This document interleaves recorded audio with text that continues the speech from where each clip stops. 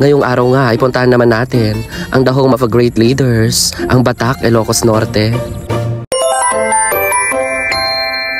Sa pagbisita nga natin sa Norte, ay pinuntahan nga natin ang National Tobacco Administration ng City of Batak, ang PhilRice, para bisitahin nga ang kanilang munting museo na kung saan makikita ang mga iba't ibang uri ng mga palay na ating tinatanim sa ating bukirin. Ang mga lumang kagamitan sa pagsasaka, tulad ng kumpay sa Ilocano at itong rakem na kauna-unahang ginagamit sa mano-manong pag-harvest ng palay, ang mga sinaunang kagamitan na sisidla ng mga palay at mga bigas. At talaga namang mapapansin mo, ang mga ibang gamit dito ay talaga namang antigo at talaga namang preserve nila para maipakita ang dating pamumuhay at kultura ng mga Ilocano. At dahil nga sa 25 years at ngayong makabagong panahon ay nagkaroon na tayo ng iba't ibang uring kagamitang makinarya sa pagsasaka na nagkaroon ng positibo at negatibong epekto lalo na sa mga magsasaka. Ang positibo nito ay mas mapapadali tayo sa pagtatanim at pag-aani. Subalit nagkaroon din ito ng malaking negatibong epekto lalong-lalo na sa mga nakikisaka dahil ang karamihan ay nawalan ng trabaho, lalong-lalo na ang mga nakikigapas lamang. Dahil nga sa pagbabago ng panahon ay kailangan nating i-adapt kung ano man ang pamumuhay sa kasalukuyan. Ngunit bakit nagkakaroon ng matinding paghihirap ang mga magsasaka sa kasalukuyan? Ang pagtaas ng presyo ng bigas ay siya ring pagbaba ng presyo ng palay. Sino ba ang dapat sisihi? Sino ba dapat ang pakinggan? Sino ba dapat ang lapitan? At sino ba dapat ang manungkulan para sa boses ng magsasakang Pilipino?